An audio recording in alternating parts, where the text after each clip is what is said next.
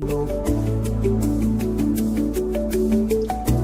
Hello, everyone, and welcome to Disruption Live. I'm your host.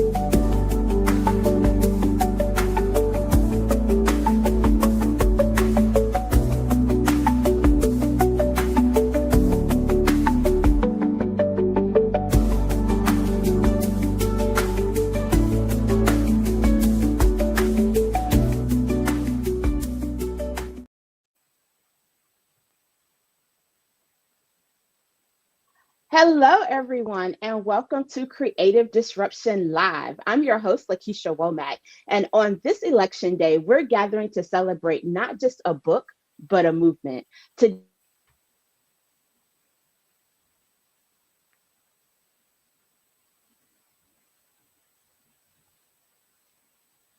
And the internet decided to freeze.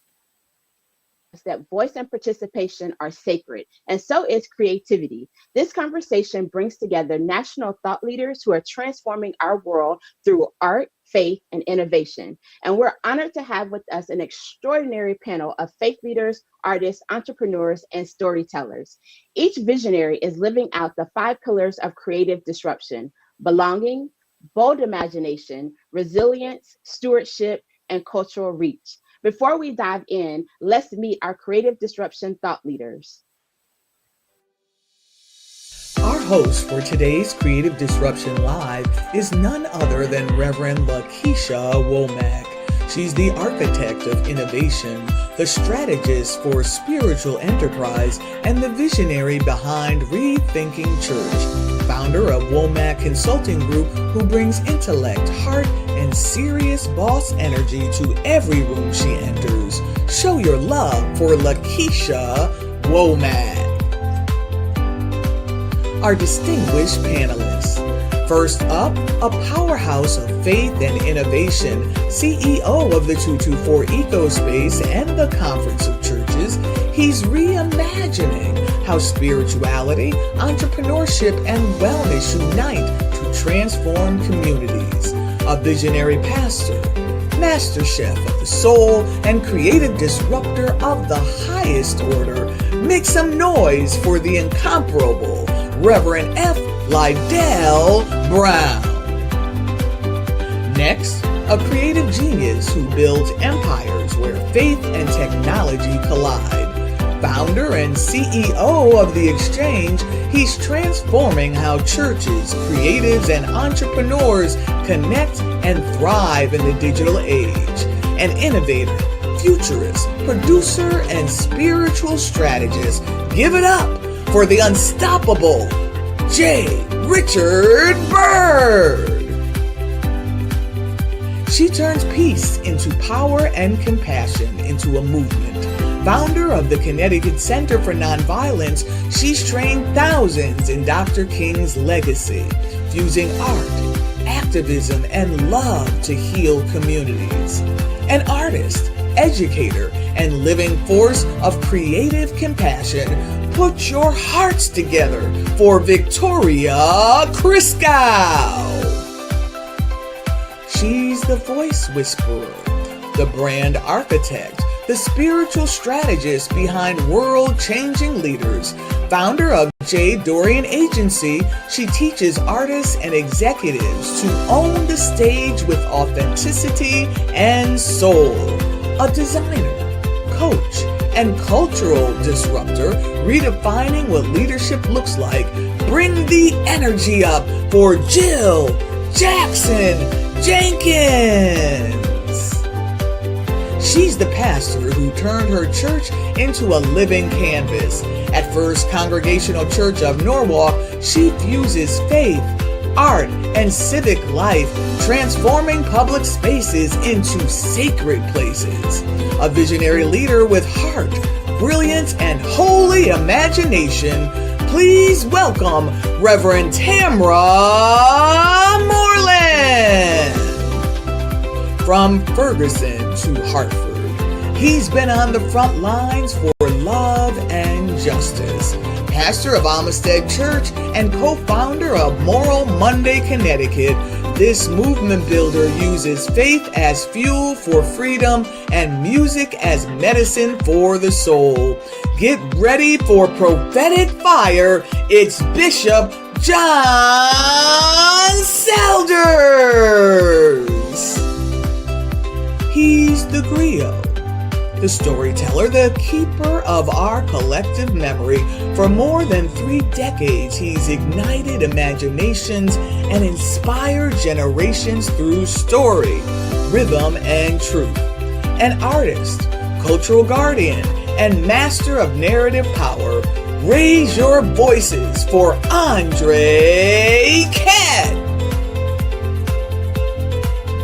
And the visionary who sparked a global movement, artist, minister, and author of Creative Disruption: How Artists and Innovators Build Influence, Drive Change, and Shape the Future. She's redefining leadership with faith, art, and fearless imagination. The heartbeat of this movement. Please welcome Reverend Dr. Shelley D, the Creative Disruptor. Let's give a roaring welcome to our panel.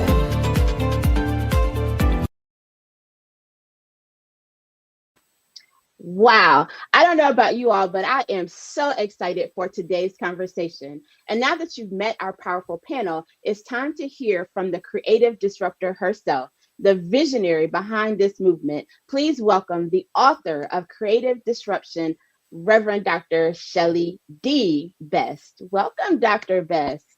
Good afternoon and happy Election Day. I'm so glad that each of you are here with us as we gather for this important time together.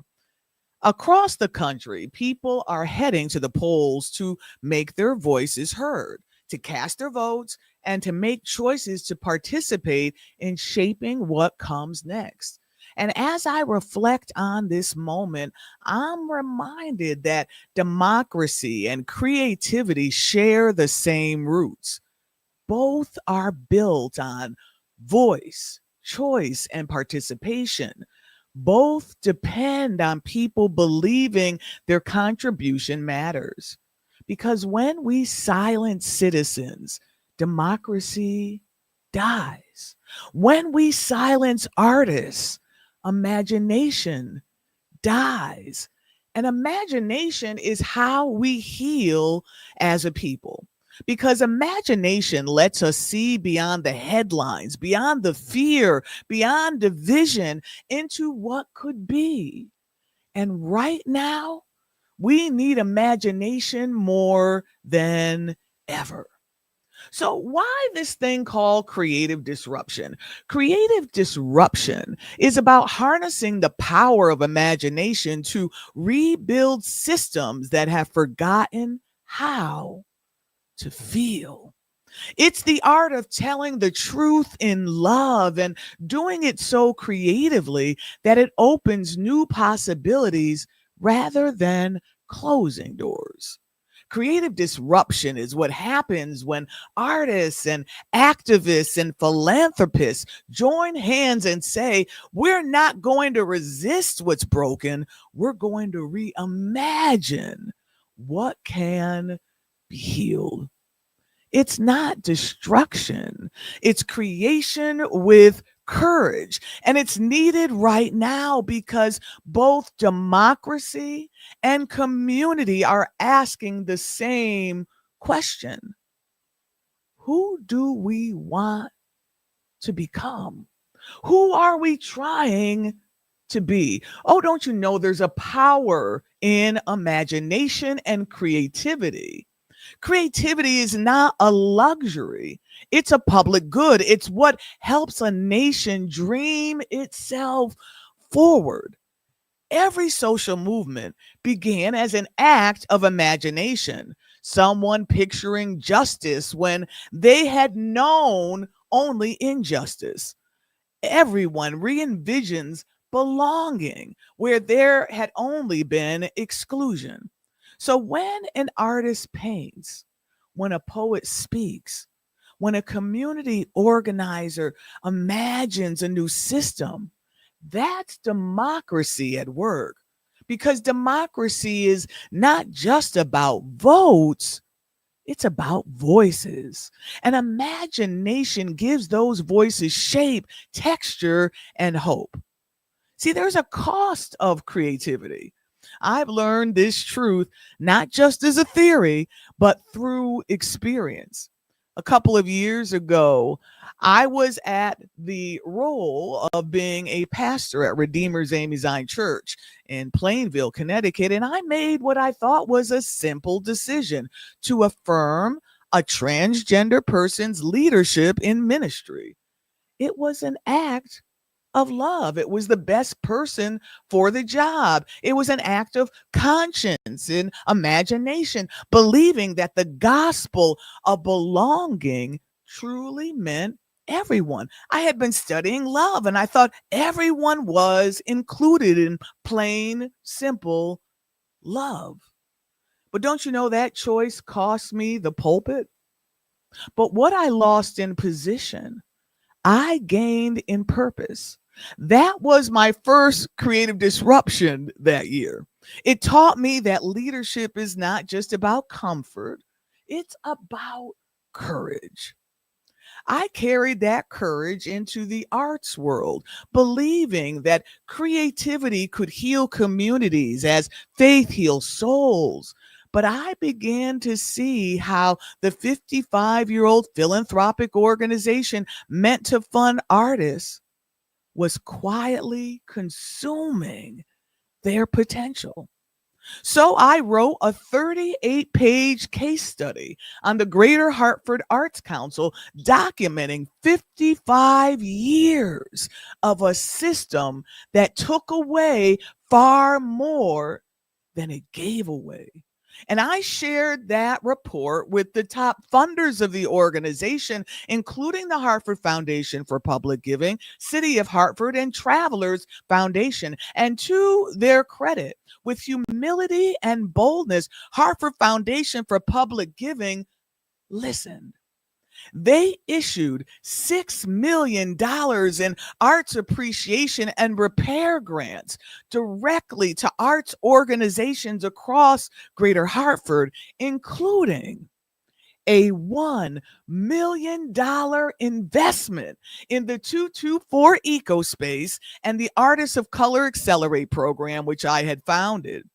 That was proof that creative disruption works, that imagination backed by truth and love can literally shift how money flows, how systems operate, and how artists thrive. So, what's at stake right now? We're living in a time when people are starting to lose faith, not just in government or institutions, but people are starting to lose faith in each other.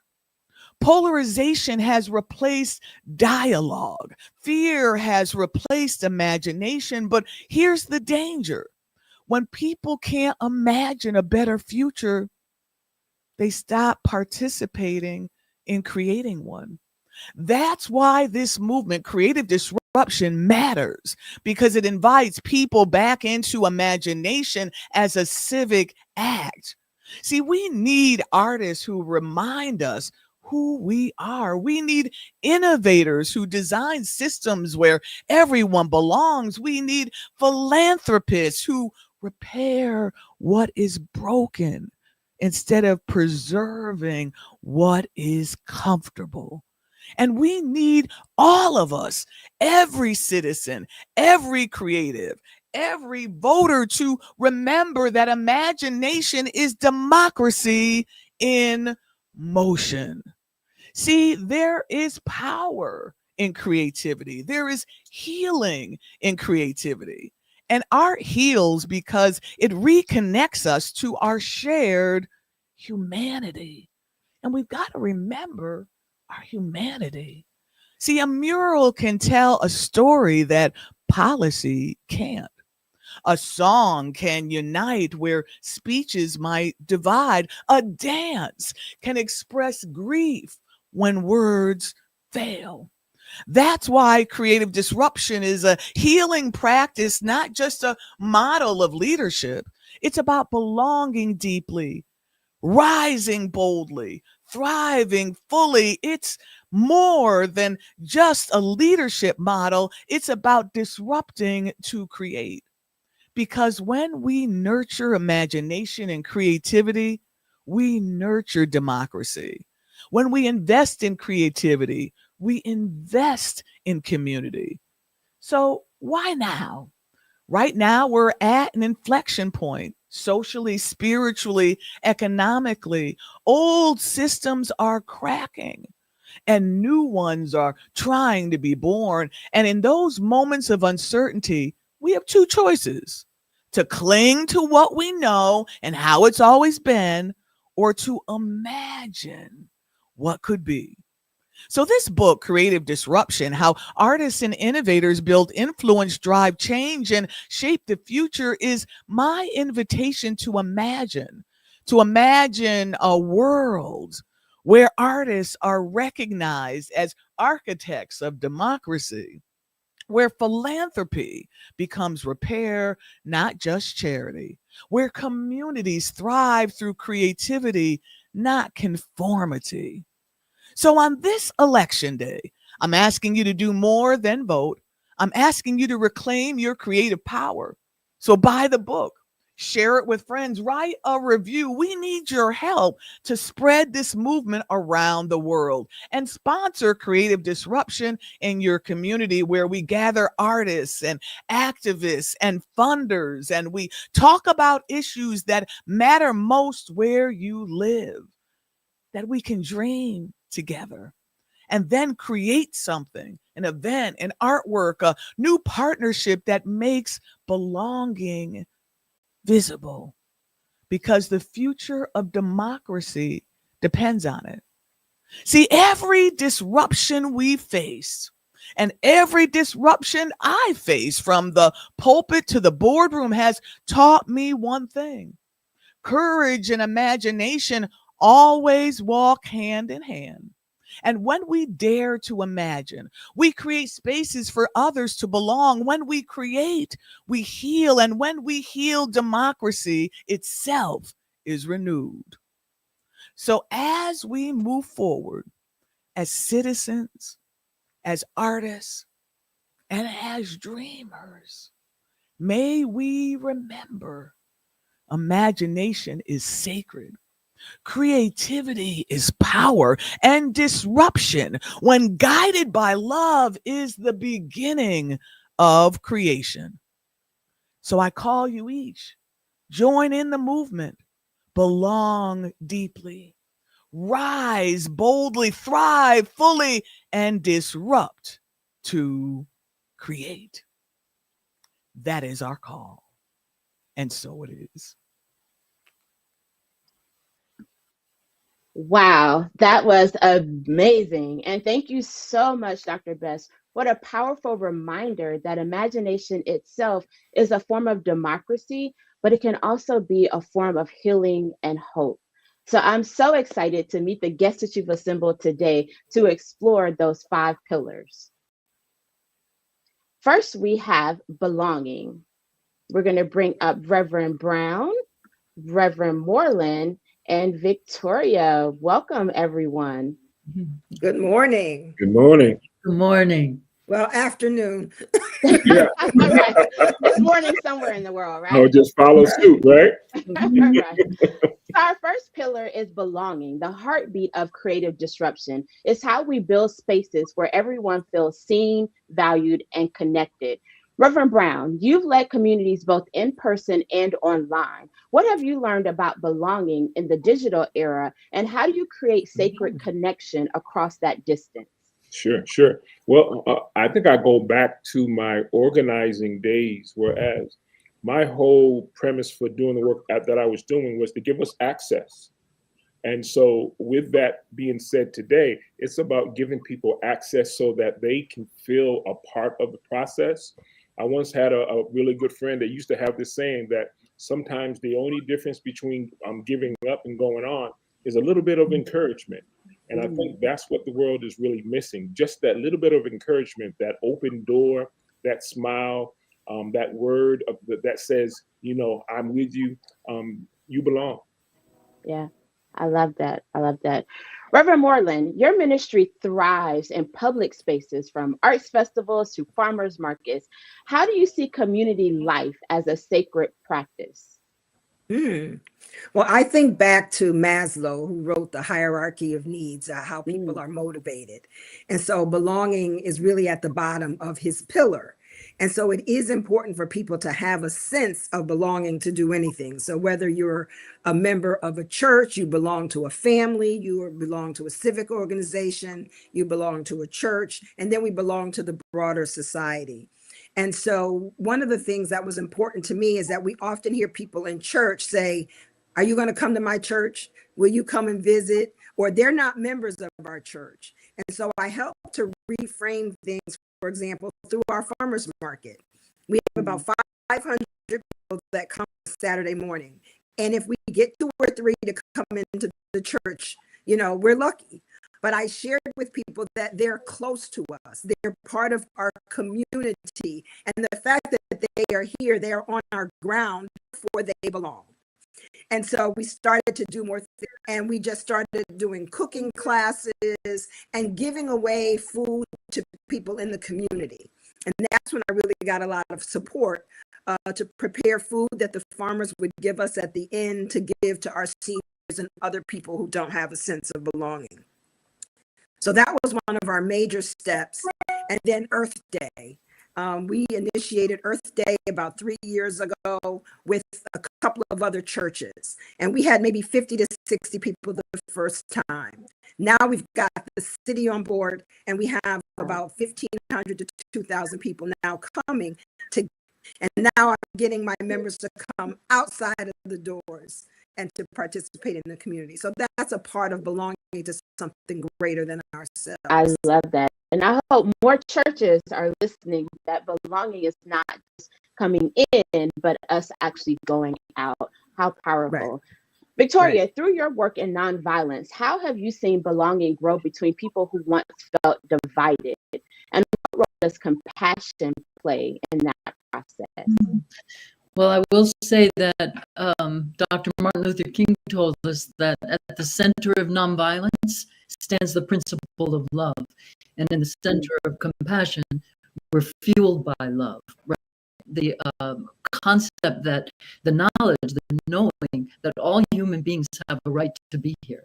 That although there seems to be so much that divides us in terms of our ideologies, in terms of perhaps race, in terms of our thoughts, our age, our gender, what we see again and again in this deep work of Kingian nonviolence is that we see that we have more in common than we have apart, really, that all people seem to be concerned about being loved by a special few. And this is work that's gone on in prisons, in universities, from people formerly incarcerated, from people currently incarcerated, from heads of government officials, superintendents of schools, students. We work in schools, we work in urban centers.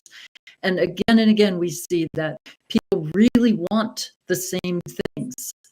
Also, one of the greatest desires is to learn and gain knowledge. Like that's a human value that comes up, or a desire again and again. So belonging, I think, it's at the heart of the work that we do. And also, one of our themes, one of our principles of nonviolence is that nonviolence is a way of life for courageous people. And as Reverend Best was talking about, what courage it takes right now at this time, and today being our voting day, and today being such a critical time in our democracy, when we have this courage, it is a disruptor. It's a creative opportunity, and nonviolence is one of the strongest when we determine that status quo is no longer going to work for us. That although we see a world filled with fear, we have the courage to put love in front of that fear and to work towards togetherness rather than further separation.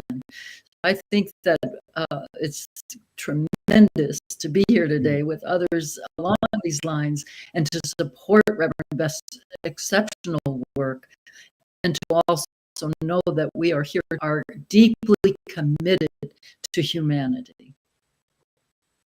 I love that. And I love that you highlight that Dr. King said more than I have a dream. I wish that we would all dig more into his writings and his work, because he also advocated for economic justice. That's a whole other subject that we'll save for another live. But there are so many great nuggets shared by you all, and I hope that our listeners are taking notes for opportunities that you all can use to engage in some creative disruption, because belonging reminds us that connection is the starting point of change. From that foundation, imagination begins to take flight. So now we're going to move on to our next pillar. So we're going to invite our next group of guests to the stage. And let me find Richard, and we have Jill and Andre coming to the stage. Welcome, everyone. Hello. Awesome. So our next pillar, bold imagination, is seeing what doesn't yet exist and having the courage to create it. Richard, you're amazing, and you've built multimedia ministries and mega church systems nationwide. What role does imagination play in your approach to innovation and faith? Well, first, glad to be here. I've always believed that imagination is the first language of faith. Before there was light, there was a vision, and that vision had to be spoken into existence. So when I build, I'm not just thinking about strategy or technology. I'm asking, what does heaven look like expressed through this particular project? What does belonging sound like? What does it smell like? What does it feel like? What story are we telling the people that they can actually see themselves in? And so when you look at the church as being the original innovation lab, stained glass was immersive media before we had LED screens. Wow. Music and lighting and storytelling were all tools just to move people, imitating and start imitating. So imagination is so central to what I do, because faith gives me permission to see what's visible. And imagination helps me build what hasn't been built yet.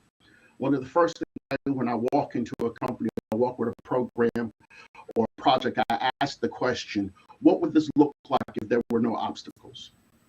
If money wasn't an issue, if people weren't an issue, what would it look like? That piece in imagination, then we can build the infrastructure and pieces to get there. Wow, I love that. And I love thinking about, God as the original innovator. And if we're made in God's image, then who are we not to innovate? But again, that's a story for another podcast. Jill, you help people find their authentic voice on the world stage. How does imagination unlock courage? Thank you, Lakeisha. And Dr. Best, thank you for including me on this very important discussion. I'm honored to be here, and I'm honored to be amongst all these distinguished voices talking about creative disruption today. So I believe imagination is how we find our way back to who we really are. Every one of us is shaped by rules and expectations and old conditioning that told us or how we should live. And sometimes all of that noise drowns out our true inner voice. Imagination gives us a way through all of that. It's the space where we can see beyond limits that are built by our fears. Imagination lets us picture something better, something more honest and for ourselves and for the people we lead. Now, courage is born in the moment. It's just a small glimpse. Because once you've seen what's possible, it's hard to go back to pretending you haven't seen it, right? And then there's truth. Truth is what follows when you honor that vision. It's when your actions start to match who you truly are. And that's what people feel, not your perfection, but your presence. So when I work with leaders and speakers, I remind them that their real power isn't in performance, it's in alignment. And when they connect with their own imagination, they find the courage to lead with heart again and truth. And those are not, it doesn't do it as lofty ideas, but it's a living expression of freedom. It's how we remember who we are beneath the conditioning and how we begin to lead, not from fear, but from authenticity. Wow. I love that. And I love following a leader with imagination who dares not only themselves, but also because that's how innovation happens. So thank you so much for those words of encouragement. Andre, your storytelling has inspired generations of children. How does storytelling help young people imagine themselves as change makers? Well, first of all, we talk about imagination. And I'm glad that people have talked about imagination a lot today, in particular because it's once that leader, that teacher, and they make it a safe place for them to use their imagination, a safe place for them to think about all the possibilities of what they can and cannot do in this world.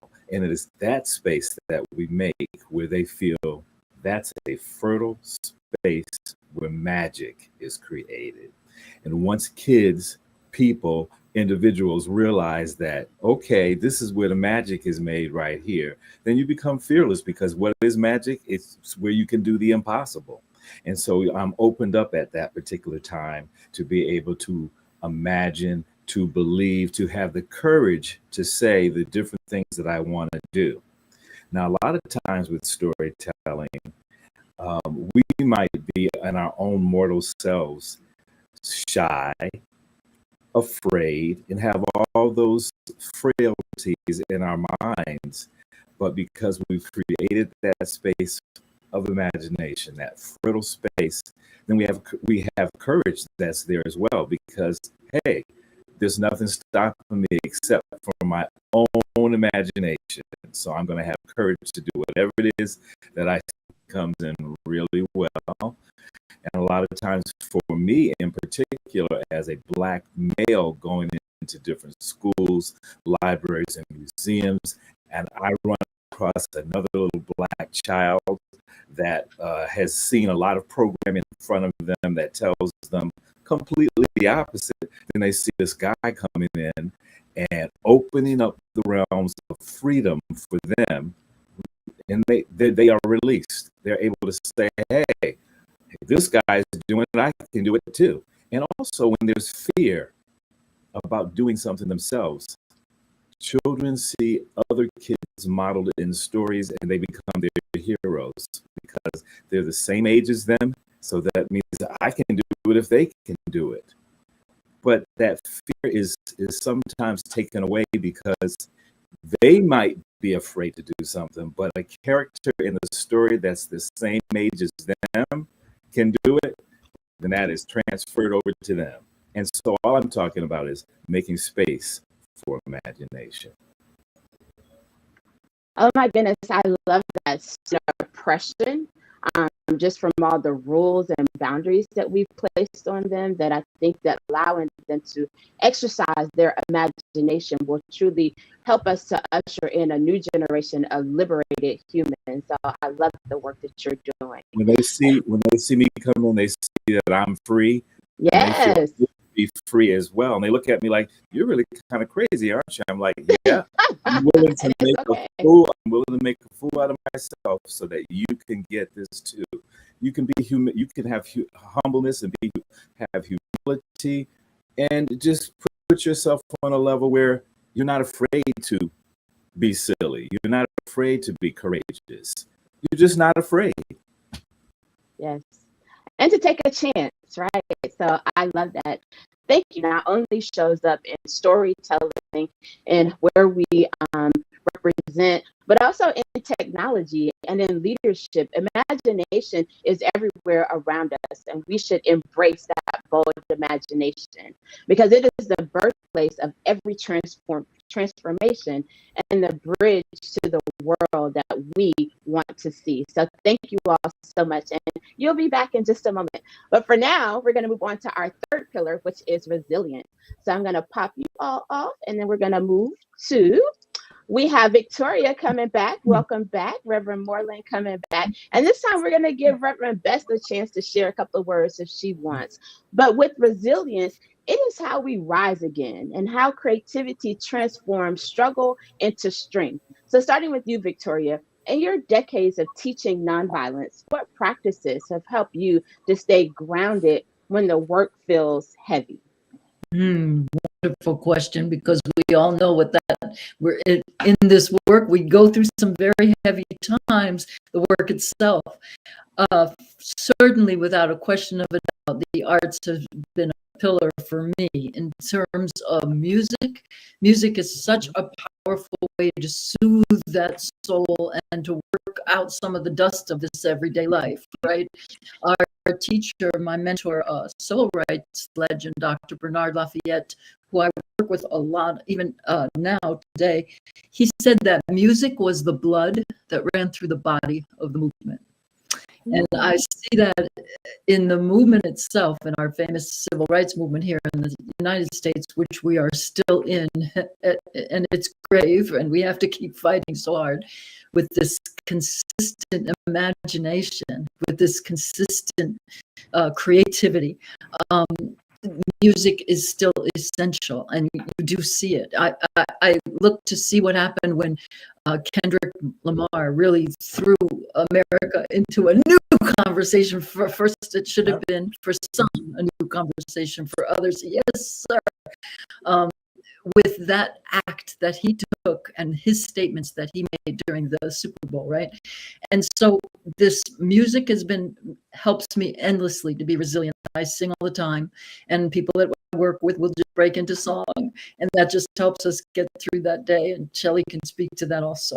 Apart from that, also, drawing is really a powerful tool, and I've over the last 8 years have been developing mandalas that are not the concept that we are all one, that we are in a circle, that we're interconnected, and that everything we do in life touches something else in life, and that you can't, I am not who I am until you are who you are supposed to be, is what Dr. said. So we live by that. So I've been drawing mandalas, and it's really helped to fortify me. I can sit and draw a mandala and then just get up and go back to it and feel revived. So art is a tool for me for sure. Thank you for asking. Of course, I love that. I love that. Mm-hmm. Reverend Moreland, in a time when so many churches are struggling with what to do, how have your community initiatives helped your congregation to rebuild and adapt through these changing times? So I think it also starts with the leader, right? And so one of the things that I have spent a lot of time on is being clear about my why, right? So Mark Twain years ago said that the two most important days of a person's life is the day that they're born and then the day they find out why. And then I think we went to the TED Talks and Simon Sinek started talking about the why. But the why is so important because it fuels you. And if you're a leader who is not fueled, if you're a leader who's not focused, if you're a leader who's not free, I feel like I'm preaching, I got the F's, right? You can't inspire anyone else. So my why is to be a bearer of hope and healing, right? And so then to help others in their why, and I believe, as you talked about, God being the greatest innovator and the most imaginative person who spoke things into being, is that I try to do that through my sermons and through my interaction. I try to help members see that your faith life and your faith practices bring about resilience in your life. It's not about anybody. That's one way of being resistant, because we've been taught it has to be this way and you have to call God this. We have kind of gone above that, right? However you define God for you, that's how you define God. We're going on a journey, right? Also helping my community to embrace rest as resilience. Yes. We are people who work all the time, right?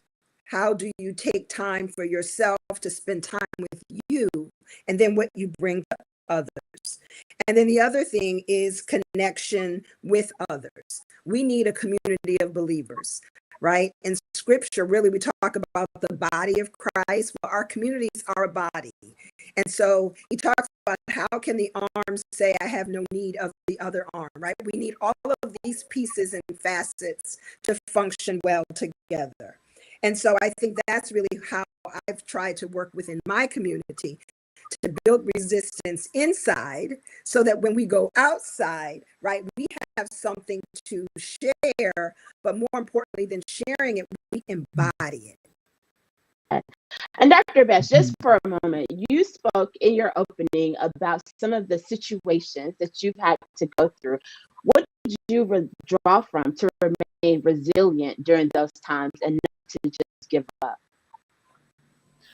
I'm glad to have been asked this question, because when it comes to my ministry journey, it really has required me to be resilient in many ways, because I've always had a commitment to the least of these people without resources, people often without hope, or who have been wounded by life and trauma. And so because that has been the heart of my ministry and part of my why, I had to study various tools to bring people back, including myself, because the pain, when you absorb the pain of other people, you've got to find a way to be resilient yourself. So that's why I'm a mindfulness meditation teacher. I practice yoga. I've learned something about the power of the nap with the nap ministry.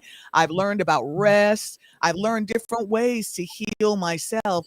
And I wish I had learned that lesson earlier in my ministry, because I was one of those people thinking I didn't need rest, I didn't need anything. And yet this journey that I've been on, this current couple of years of creative disruption, forced me to stop running around trying to save everybody else and focusing on saving myself, because I was not well. At the point of me being terminated from the Greater Hartford Arts Council, I'm now thankful, because I was near death. My blood pressure was out of whack. My blood sugar was out of whack. I was bleeding behind my eyes. That's how profound the stress was, working in that environment of desperation and a model that was not working. It would have killed me had I not been fired. Soon after me being terminated, then I find out from my doctor that my kidneys were even failing. Thanks be to God, I'm now in normal range for everything, because I had to have time to lay down, to cry, and to heal. And that's the power of resilience, because now I'm back stronger than I ever was. Yes. Yes. And thank you all so much for sharing that, because I think that, in this work, sometimes we forget to take care of ourselves because we're so busy trying to save everyone else. But as they tell us on the airplane, put your own oxygen mask on first. Right. But it's hard when you have a heart for the people, you have a heart for the work, to remember that you also have to take care of yourself. Resilience strengthens us, but we must also tend to what's sacred. And that brings us to our next pillar, which is stewardship. So we're going to bring up our next group, and we have Reverend Brown coming back to the stage. We have Jill, and we have Bishop Selders, who we have not heard from yet. So stewardship, our fourth pillar, is more than just managing resources. It's caring for what's sacred in people and purpose. So Reverend Brown, we'll start with you. How do you define stewardship as care, not just of resources, but of community and calling? Wonderful, wonderful. I look at this as three pillars. There's the stewardship of people, of course, because people are sacred. Whenever I'm on social media platforms, I greet everyone with the term "beautiful souls," because that's how God sees us. And if I'm going to be worth my salt, I need to make sure that I steward people, that I let people know just how important they are, that God still loves them. I think that in the world that we live in today, so many people are feeling left behind and disenfranchised in so many ways. And then there's the stewardship of ministry. Ministry is not about control, but it's about alignment to ensure that every action in our programs and decisions, that they reflect the purpose of God. And I think that's where we need to get back to, that when we're going to do ministries, they need to reflect God. And then the last thing is what I've really been getting into lately, especially over the last 3 to 5 years since being here at the 224, and getting into the arts and culture. And I'm seeing that arts and culture are an expression of God's divine creativity. I'm blown away at times at all of the gifts that are here in the city of Hartford, how people are able to take their imagination and put it on a canvas, or make these sculptures and do this. And then with the other creatives that come in the building that are teaching children how to do hip hop and do ballet and do the Zumba and yoga. And so all of that just blows me away. And so I know that I have a great opportunity to make sure that I show God that he did not choose the wrong person as far as stewarding these 3 pillars that he has laid in my life. Wonderful. And it does take a special soul to steward creativity without stifling it. So thank you so much for what you're doing. Jill, you often talk about creating with integrity. How does beauty become an act of stewardship? Wow. And, let me just say that I really connected with what Reverend Brown said about, referring to each other as beautiful souls. Yeah. Because I believe that beauty is one of God's purest languages. And that's because beauty reflects harmony and truth and order. So when we create with integrity, beauty becomes more than something to look at. It becomes a responsibility. Beauty is actually how we honor life itself. So as a longtime interior designer and as founder of the J. Dorian, the agency, I see beauty as stewardship. It's the conscious act of shaping environments or messages or movements that lift the human spirit. So whether I'm designing a space or helping a speaker find their voice, I always ask the same question: does this bring more light into the world? Mm-hmm. So, and if the answer is yes, then we know we can proceed. And if it's no, we need to stop and halt and think about it, right? True beauty isn't about perfection. And I think that's something that we tend to confuse. It's not about perfection. It's about alignment, just like what Reverend Brown just said.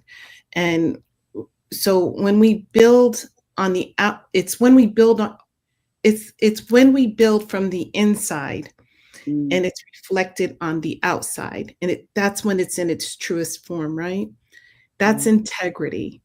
And when beauty grows from the kind of honesty and purpose, it stops being about us and it starts serving others. Everything we create, a business, a book, a message, it carries energy. So it can either deplete other people or it can uplift them. So stewardship means choosing to create what heals and what lasts and what honors the divine design of life itself. So when we create with integrity, let me just say this: beauty is like a sacred trust, right? So when we create with integrity, we don't just make things that are beautiful, we make things that matter. And I believe that that's the highest form of leadership. I love that. I love that. And the word that kept coming to mind when you were speaking was intentionality, that we're Yeah. intentional about who we are and what we create and how it impacts others. And I think that Ex- if we would all just be a little bit more intentional about our interactions and our creativity, then we would bring more light into the world. So thank you so much for that. Bishop Selders, you've been a steward of justice for decades. How do you keep your spirit strong while leading movements of change? Lord have mercy. I don't know. It's by the grace of God. Listen, Amen. you all got me turned up a little bit. That's one of them justice movement terms. Listen, I think about this notion of stewardship linked to the faith work and the justice work that we do. Part of my family, it comes from one of the Methodist traditions. I know I got a couple of Methodists I'm surrounded by a couple of Methodists around here. And so there's a role in the life of one of these Methodist traditions. They call the role in the ministry the steward.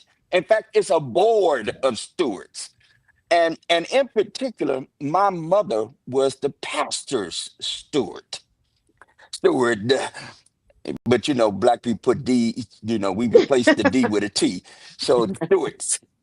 Um, and what I learned about the role of the steward that I want to lift in this context is the person who is designated to care about the pastor.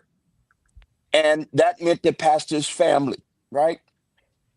Care. What did it mean to look and see and to care about the things we don't ordinarily bring our lenses and our focus to?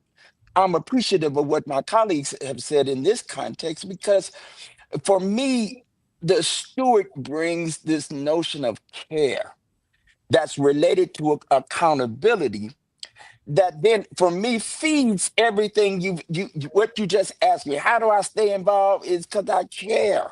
So I do a little self-care and then I come back to it. I breathe, and there just is no rest for the weary because that care is encompassing of the whole of us. Yes, Yes. our divine selves, absolutely our faithful selves, but also ourselves in the world. That means the places and spaces where we're not so caring, the spaces and places where we're not so given to being doing and living what is right, true, and honest. Whatsoever things, if I could preach a minute, whatsoever things are, lovely, whatsoever things are true, whatsoever things are of good report, let's just not think on it. Let's act on it. Let's do these things. So I hope that answers your question. At least that's It what I'm turned absolutely up about. It absolutely does. And we love that you're turned up because we're turned up too. So thank you so much for that. And for the reminder that stewardship roots us in care and that care allows creativity to reach beyond borders. So thank you all so much. Our next pillar, our fifth pillar, is cultural reach. How creativity reaches across boundaries, connecting people across culture, story, and soul. So, Bishop, we're going to keep you with us and we're going to bring up a couple of other people. So, we have Richard coming back, our creative genius, and Andre. We get you guys on here. So, Richard, how does technology expand creative and spiritual influence globally? Well, I had to pause because when you get a bunch of preachers together, um, Right? I started I started to act up, but that's not my role here today. Woo! So, what was the question again? Right? How does technology expand creative and spiritual influence globally? Um, so I look at technology the same way I look at a microphone. It doesn't give you a voice, but it amplifies the one that you have. And so, from my perspective, technology is just infrastructure, and it's the infrastructure of what we call modern influence. It's how we take revelation and scale it to reach. So it's how we turn, what I tell people, how we turn a moment into momentum. And when I teach in my whiteboard sessions and in my masterminds, I teach something I call the attention code. And right now we're living in an era where attention is the currency, right? But let me take you a little step further. Attention is not just currency monetarily, but it's the currency of impact. If we look at where we are today, being election day, we find that the person who controls the narrative controls the story, and the one who controls the story is now the one who's controlling the power. Let me take that back. Narrative, the impact and the power is based on the story that you tell. And so when I tell this, when I talk about this, I start talking about thinking of yourself as a media company. In other words, I don't post on social media, I program social media. I don't post in marketing, I program what the narrative is going to be and how I want the experience to be. And when you start thinking like a media company, you also start thinking of yourselves in ecosystems. It's not just about where you land on the beach. I tell folks all the time, I don't care where you land on the beach, I own the whole beach. I just need you to get there. And so when you're looking at how technology moves in yourself, in your business, in your artwork, it is all about what are the next steps I want people to do and how do I get them into that ecosystem. And the beauty of technology is that it democratizes what you're doing, the creativity and the calling. I'm in Charlotte. I can have an idea and have that idea in South Africa before I finish my cup of coffee. When we look at AI and artificial intelligence and how fast the technology is moving right now, I told my mentor in AI, I said, "You've made me so much money because now I can create at the speed of thought." Yeah. Now I'm in a place where I'm not the clog in the pipe. Can I preach it? That Dr. Best. In the last 3 months, Dr. Best has embraced technology in a way that allows her to do her own videos, which a year ago or even 6 months ago would have been $10,000 and multiple days to get done. And now she's dropping 2 and 3 videos a day. That is what technology does. It allows you to amplify the voice that you have and amplify the stories that you have. Wow, I love that. And I'm in Charlotte too, so we're definitely going to have to grab a cup of coffee Oh, as that's we work on good. amplifying our message across the globe. So I love that. And I do encourage, especially people who are creatives, to embrace using AI. It doesn't stifle your creativity, but it can definitely work to enhance it. Bishop, we're coming back to you. You've united people from every background. How do art and activism help bridge those differences and build unity? Very interesting question. I don't know too much of anything. This is what I do know, however. Um, and this is God's honest truth. We were gifted some language that I think is related to this, interestingly enough, from the Johnson brothers. Lift every voice and sing. Till earth Mm, and heaven ring. Ring with the harmony of liberty, huh? Let our rejoicing rise high as the listening sky, right? Let it resound loud as the rolling sea. I love this part. Sing a song full of the faith that the dark has what called it. Sing a song full of the hope that the present has brought us. Facing the rising sun. That's a Muslim thing. Facing the rising sun of our new day begun. Let us march on until victory is won. For me, this whole idea of cultural reach is about singing a song, right? The metaphor for me, I love what Brother just said. It's about how do we grab it, how do we lean into whatever it is that we do, and allow voices to sing, because that's where our liberty is, that's where our freedom is, and that's where we got to be. And this cultural moment, this global moment is calling for us to sing some songs. yes, I love that. I love that. And we can all sing and from our different perspectives. Some of us are altos, some of us are sopranos, and people like me, we're lip syncers. Like we all have a role to play in singing those songs.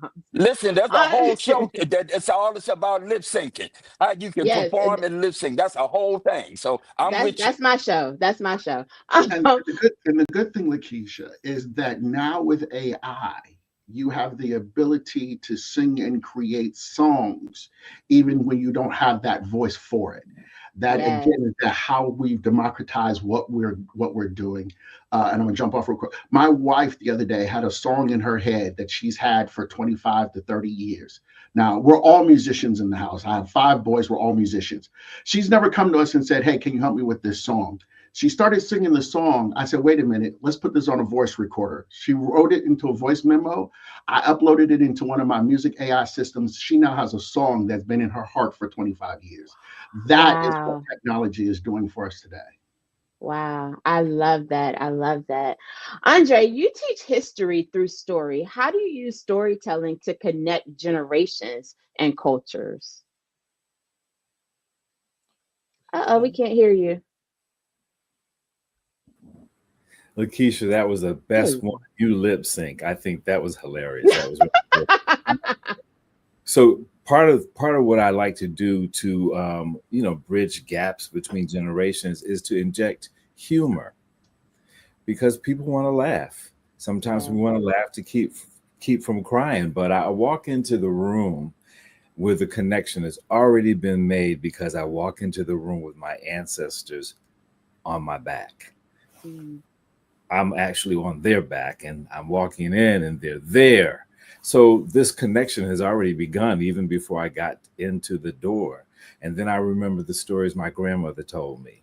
And then I tell those stories. I think that's one of our key instruments and tools today, is to keep telling the story, keep telling our stories, whether the folks want to hear them or not, because a lot of times we have so much competition with these kids today between their electronic devices and other musical endeavors, sports endeavors. Keep telling them the stories, whether they want to hear them or not, because something you say in that story is going to catch their ear. Or tell them the stories where they can hear them. Tell them on an electric device. Take them to a movie. Talk to this brother here with the electronics. Hey, do it AI. Do whatever you want to do and how you can do it. Meet folks where they're at, but keep telling the story. Wonderful. I wanted to Wonderful. interject there. One of the Yes. things that I lift up for people is, if you have a platform, whatever your platform is, we are living in times where we've got to get the message of positivity out. So I'm saying, if you have a platform, don't just waste your platform shaking your groove thing and shaking your hoo-has. Get out there with a good word. You've got to say something. Teach, give the message, give inspiration, help give people direction, because as we can see, the news system is changing. And so we've got to go back to the way it was, in that people used art as a way to deliver messages. So when we think about the quilts of old, a quilt could be hanging on the line, but it gives you a map of how to get to freedom. When we think about the paintings or the songs, we know that there were songs, Swing Low, Sweet Chariot. It Talk wasn't about it. about a chariot. It was art as a guide for Talk your about it. freedom. And so we're in times right now where we need art as a guide for freedom. So if you're on TikTok, if you're on Facebook, use art as a guide towards freedom. Inspire people, give them a direction, give them the news, give them the information they don't have. Books are being banned, books are being torn out of libraries. So we're back to needing storytellers again, who are going to give us the history that books don't have anymore. The griots were honored people in society because they held the stories that the world wanted to erase. So Talk about creative disruption is not new, it's what's been going on. So I just want Yes. you talk about old time religion. I'm talking about all those old stories that, just they were telling us a long time ago what to say and what to do. Apparently we need to go back to doing that. Mm-hmm. Wonderful, wonderful. Well, I just want to thank everyone for participating today. We celebrate you, Dr. Best, for this work that you have curated and Yes, cannot wait to dig congratulations. into the book a little bit further. You've given us a synopsis of what is to come, so cannot wait to dig more into it. So as we go into our are you popping everybody up? We've explored the 5 pillars today of creative disruption: belonging, imagination, resilience, stewardship, and cultural reach. Now, I would like for you, Dr. Best, to give us your final reflection. Well, I want to thank each of you so much for being here with me today and for being with me on the course of this journey of creative disruption. God gave me the assignment, God dropped it in my spirit, and the preachers understand.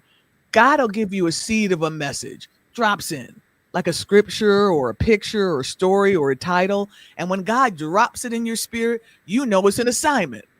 So over 2 years ago, God dropped this in my spirit. It lit something up, and I knew it was an assignment. So I held on to it. And in the midst of holding on to it, my whole life blew up.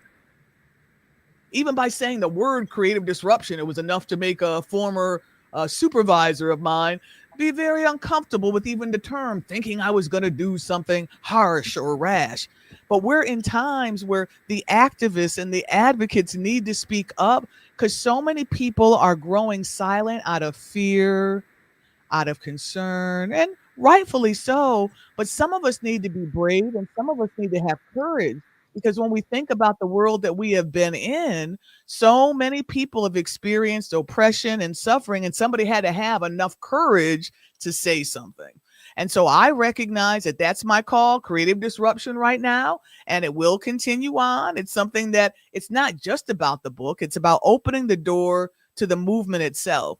And so we just want you to know that we're here as a community. We want to connect as a community, and you have a chance to participate in the creative disruption movement. So I'll turn things back over to Lakeisha with our final points, but I'm so thankful for each of you for journeying with us, for being encouragers, for being a part of it, and help to bring creative disruption to your community. We want to spread this around the world. We expect to be around the world.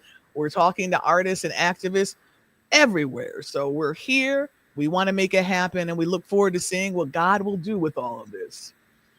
Awesome. Go ahead. Somebody about to say something? No. Okay. So thank you to everyone who joined us on this election day. Remember, your vote, your art, your imagination, and sacred arts are sacred acts of freedom. Let's use them to build the world we dreamed of. And now you all can get involved and become a part of this movement. First, by buying Creative Disruption on Amazon. It is for sale, it is live. So make sure you get your copy. Dr. Best is going to drop the link in the chat as well. Leave a review and share it with 10 friends. So let's help spread the word. Let's really make this a movement. And then finally, you can invite Dr. Best to bring creative disruption to your city in 2026. She'll help you to gather creatives from different sectors, whether it's the arts, whether it's music, entertainment, so that you all can have a conversation about how to be better creative disruptors in your area. Because with the midterm elections coming up, we need some good trouble to happen in our cities. So, because change begins with creativity, and creativity begins with you. Belong deeply, rise boldly, and disrupt to create. Thank you all so much for being a part of Creative Disruption Live.